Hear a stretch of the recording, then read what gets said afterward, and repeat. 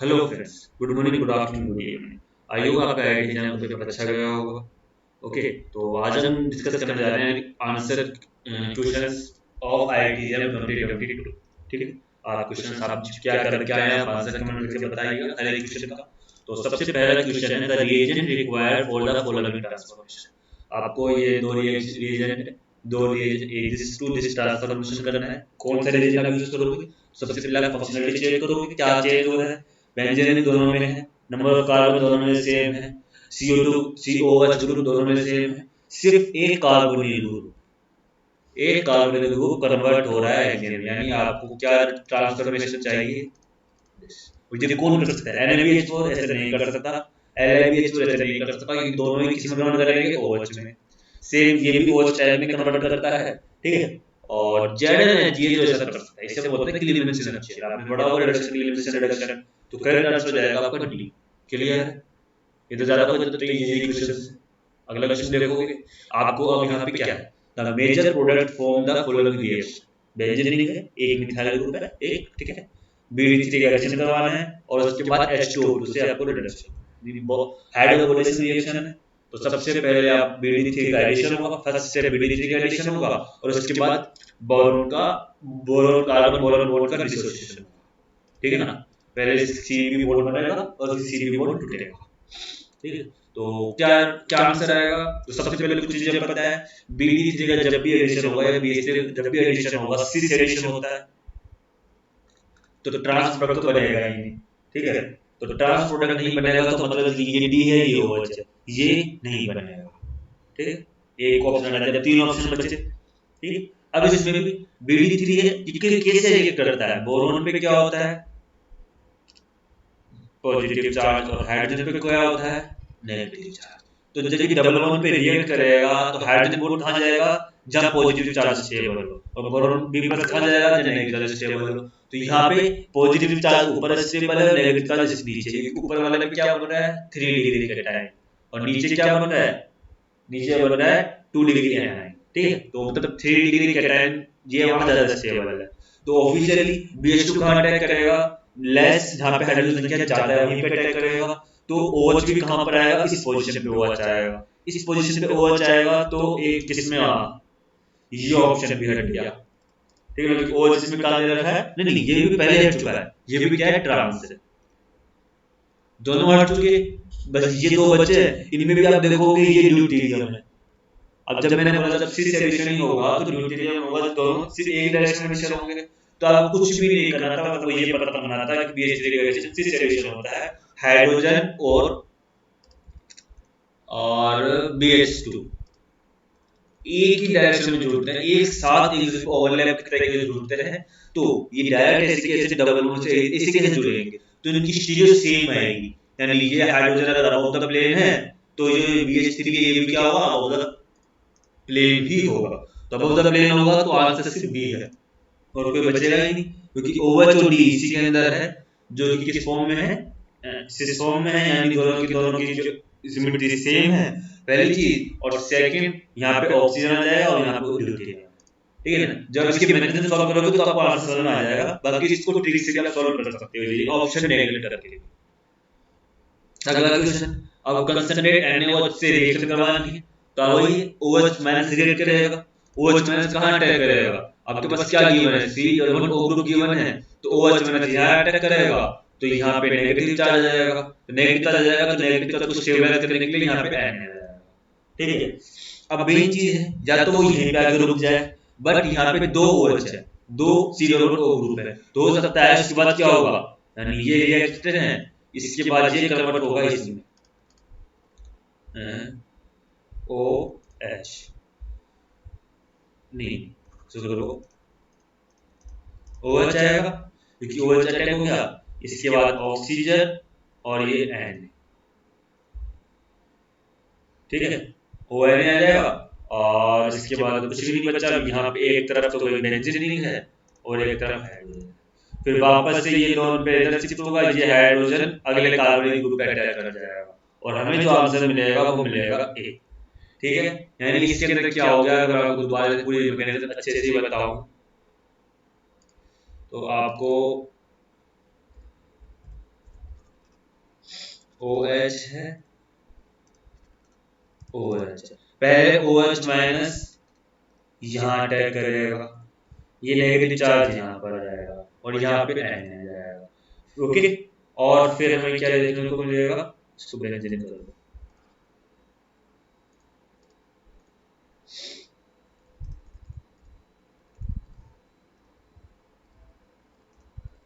ON OH hydrogen, ये वापस से इधर आएगा, ठीक है, ये हाइड्रोजन इस पे अटैक करेगा और ये इधर आ जाएगा, ठीक है, और ये उधर जाएगा और उसके बाद जो ये H प्लस है ये ऊपर ट्रांसफर हो जाएगा, यहाँ पे OH बनेगा और हमें आंसर मिलेगा A।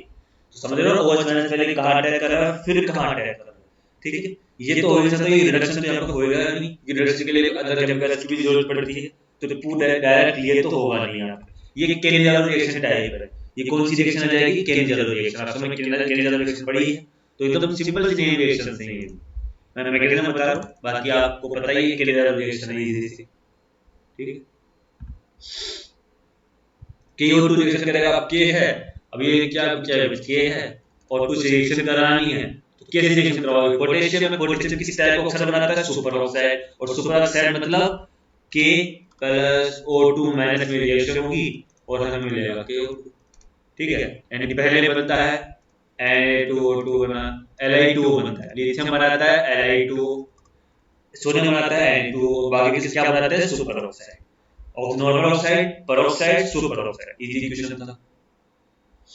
Which one of the following option is best suited for the transformation? यहाँ से आपको यहाँ जाना है, OH दोनों में है, CHO कन्वर्ट हो रहा है COOH में, तो क्या रिएक्शन करवा सकते हो, एक आपने रिएक्शन पढ़ रखी है आपने, अगर आपने प्रैक्टिकल करे हैं तो Ag2 टोलेन रिएजेंट, तो टोलेन रिएजेंट क्या यूज करता है, टोलेन रिएजेंट तो अपने यूज किया हुआ है, ठीक है ना, यानी जो Ag2 है ये CHO को कन्वर्ट कर देता है COOH में और खुद Ag0 में कन्वर्ट हो जाता है और हमें सिल्वर में देखने को मिलता है, तो आंसर ऑफिशियली उसी हिसाब से दिया जाएगा।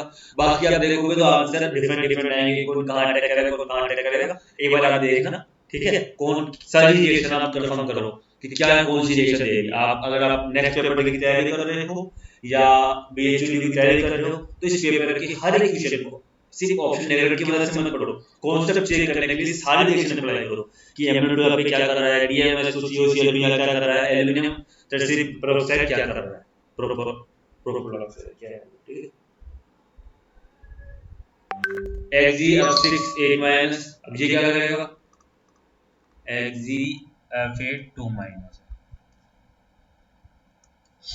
बस है। अब Xg आ गया, फ्लोरीन। अब आपको बताओ इसका पहले आप एमओ डायग्राम कहते हैं, बीबी डायग्राम वैलेंस बॉन्ड से करते हैं इसको।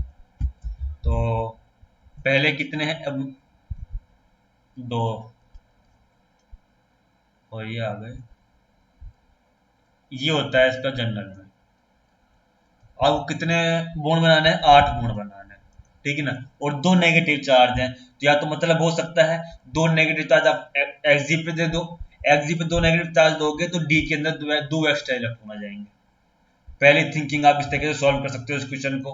सेकंड थिंकिंग, 2 को F- की फॉर्म में अटैक करवा दो एज अ कोऑर्डिनेशन बॉन्ड, ठीक है। आप कैसे भी सॉल्व करो वो आपकी इच्छा है, मैं 2 माइनस को Xg में दे रहा हूँ तो 2 इलेक्ट्रॉन यहाँ पे रहेंगे, ठीक है ना। फिर एक एक्साइटेड ये होगा, एक एक्साइटेड ये होगा और एक एक्साइटेड ये होगा, तो हमें क्या मिलेगा बाद में,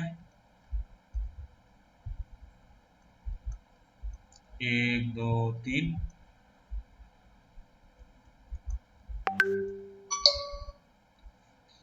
4 एंड 5, ठीक है। वही 5 कितने, अब लोग कितने बॉन्ड चाहिए थे, टोटल 8 बॉन्ड चाहिए थे, 5 + 3 8 बॉन्ड आ गए, सभी के साथ फ्लोरीन जुड़ जाएगा, ठीक है। अब यहाँ पे आप क्यों क्या हाइब्रिडेशन हो जाएगी, क्या हाइब्रिडेशन sp3d5 होनी चाहिए या p3d5 होनी चाहिए, तो आप बताओ हाइब्रिडेशन क्या होनी चाहिए। आपको पता है sp3d5 5 6 7 8 9 9 तो बहुत ज्यादा हो जाता है, तो इसकी जो हाइब्रिडाइजेशन होगी वो क्या हो जाएगी p3s5, और वो क्या होता है, क्यूबिक होगा नहीं, हेक्सागोनल बाइपिरामिडल भी होगा नहीं, ठीक है ना। इसका जो आंसर होता है p3 या d5 कब होता है, स्क्वायर एंटीप्रिज्मेटिक। आपने अगर केमिकल बॉन्डिंग के लेक्चर्स देखे हैं, पढ़े ही केमिकल बॉन्डिंग में, तो आपने P3D5 का जो स्ट्रक्चर देखा होगा, तो क्या होता है स्क्वायर एंटी प्रिज्मेटिक, तो आपको वहां से क्वेश्चन इजी सा है, आपको बस हाइब्रिडेशन पता करनी है, ठीक है ना, कि यहाँ पे sp3d5 होगी या p3d5 होगी। यहाँ पे जो लोन पेयर होता है वो इनएक्टिव फॉर्म में रहता है, वो ज्योमेट्री बनाने में पार्टिसिपेट ही नहीं करता।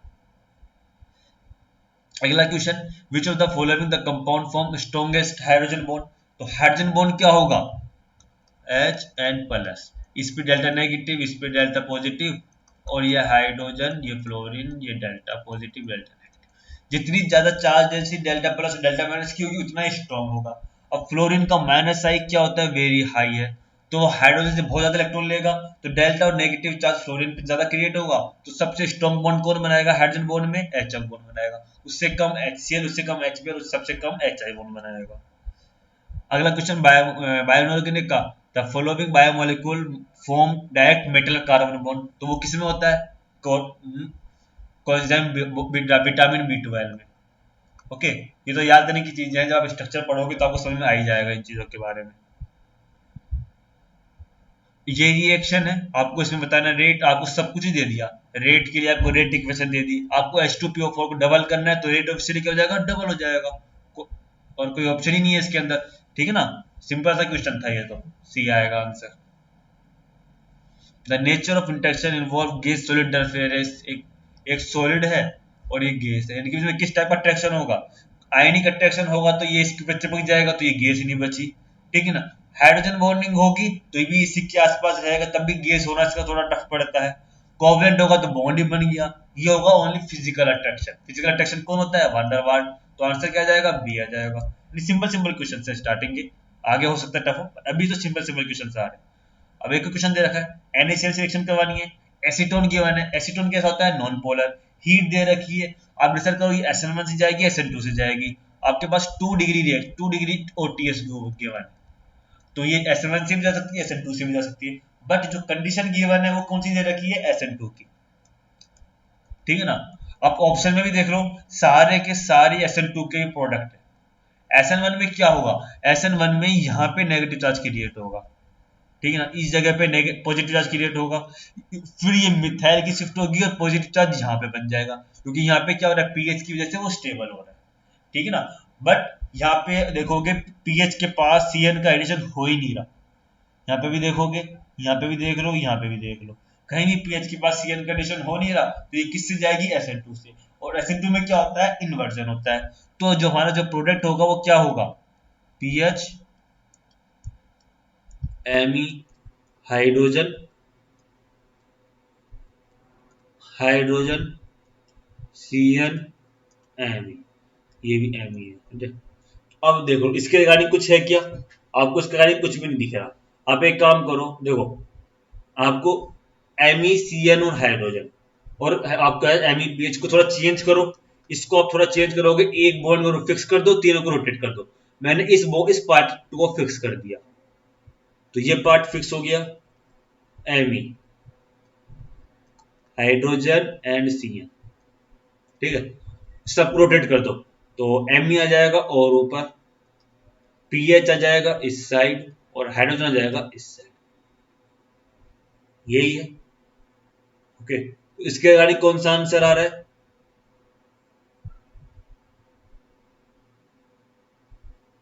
देखोगे MECN hydrogen, MEPH hydrogen, MECN hydrogen, answer क्या हो जाएगा, सी हो जाएगा, दिख रहा है ना आंसर, Me की साइड में PH है और इस साइड में CN है, क्लियर है।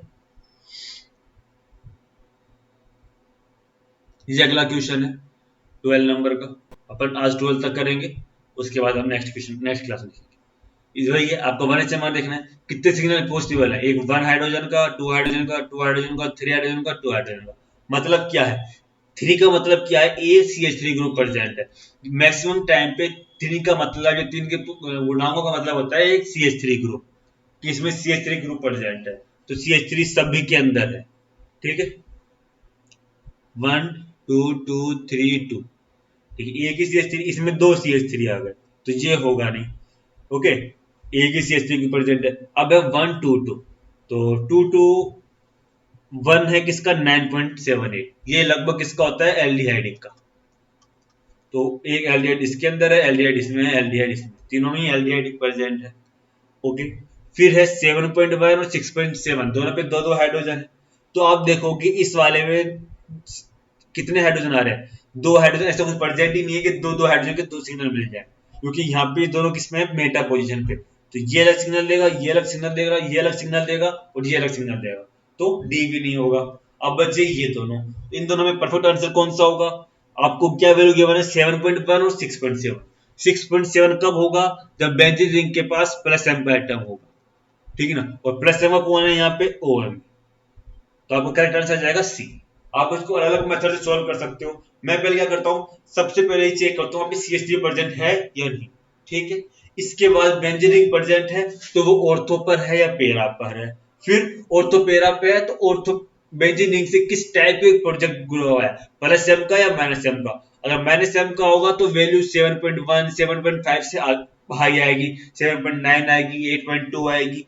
और अगर प्लस सेवन का कोई ग्रुप जुड़ा हुआ है तो वैल्यू 6.5 6.7 7.1 इसके रिगार्डिंग पहुंचती है, ठीक है। तो इस मदद से मेरे को ग्रुप का पता चल जाता है और मैं आंसर सॉल्व करता हूँ।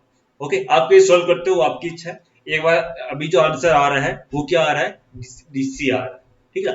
कई सारे मेथड होते हैं, हर टीचर का अलग अलग मेथड होता है, मैं इस मेथड को फॉलो करता हूँ। ओके, आज की वीडियो में सिर्फ इतना ही। नेक्स्ट वीडियो में आगे के क्वेश्चन को सॉल्व करेंगे। कोई भी डाउट हो तो हमसे कमेंट जरूर करते हैं। Thank you.